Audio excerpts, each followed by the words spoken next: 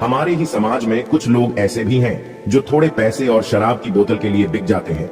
ये वे लोग हैं जो चुनाव के समय थोड़े से लाभ के बदले अपने पूरे समाज को गुलामी की ओर धकेल देते हैं।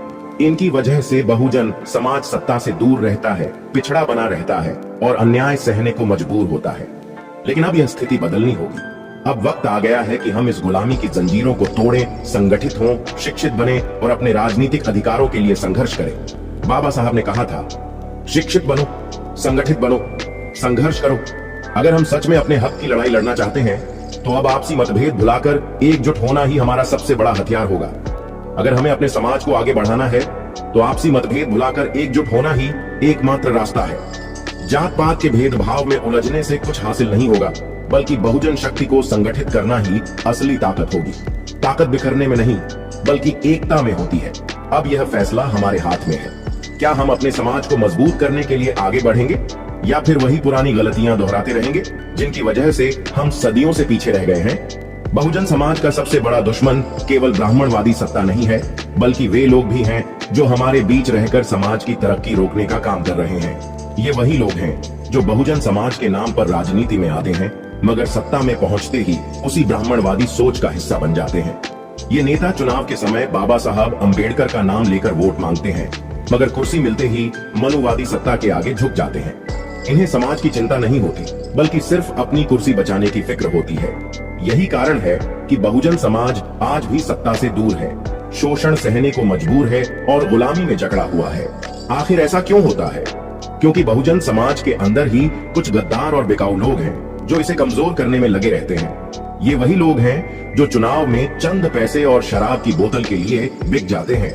इन्हें अपने बच्चों की शिक्षा और समाज के भविष्य की कोई चिंता नहीं होती, बल्कि बस उस एक दिन की मौज मस्ती प्यारी होती है। इसी कमजोरी का फायदा उठाकर ब्राह्मणवादी सत्ता हमें हमेशा गुलाम बनाए रखती है। यही वजह है कि इतनी बड़ी संख्या होने के बावजूद बहुजन समाज राजनीतिक रूप से कमजोर बना हुआ है। अब वक्त आ गया है कि हम इन गद्दारों को पहचानें और समाज से बाहर करें।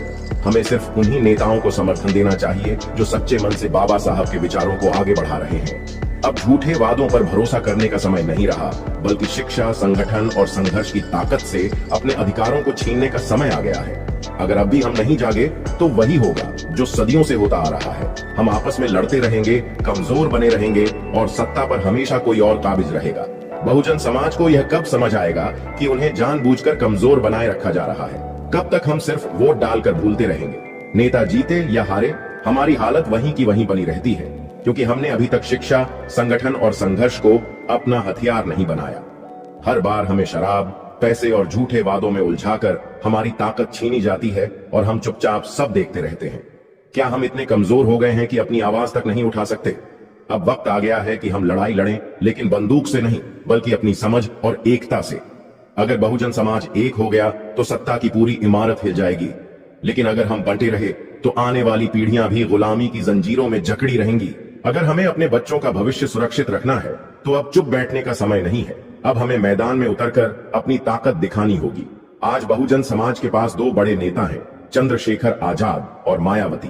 दोनों की अपनी ताकत और पहचान है, लेकिन सबसे बड़ी कमजोरी यह है कि ये साथ नहीं है। यही वह चीज है जिसे ब्राह्मणवादी सत्ता चाहती है। वे यही चाहते हैं कि बहुजन समाज के नेता कभी एक ना हो, आपस में लड़ते रहें और बहुजन समाज का वोट बढ़ता रहे, ताकि सत्ता हमेशा मनुवादी ताकतों के हाथ में बनी रहे। अगर मायावती और चंद्रशेखर आजाद एक हो जाएं, तो बहुजन समाज की ताकत को कोई रोक नहीं सकता।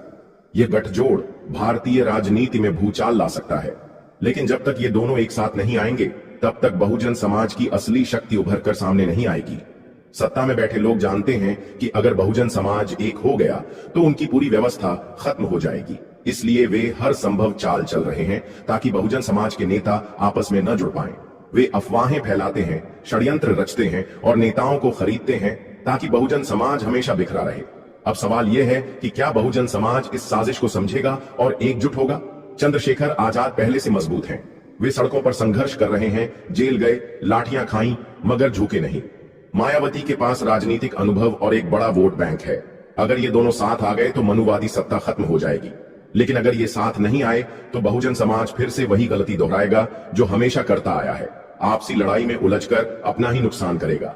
अब यह तय करना हमें है, क्या हम आपस में लड़ते रहेंगे या फिर बहुजन समाज को सत्ता में पहुंचाने के लिए एकजुट होंगे? अगर हमें आगे बढ़ना है तो हमें एकता को अपनाना होगा। अब हर बहुजन को जागना होगा, इस आंदोलन को मजबूत करना होगा और अपने असली नेताओं को पहचान कर अपने अधिकारों के लिए संघर्ष करना होगा। इस बार हमें चंद्रशेखर आजाद के साथ मिलकर इस ब्राह्मणवादी व्यवस्था को जड़ से खत्म करना होगा।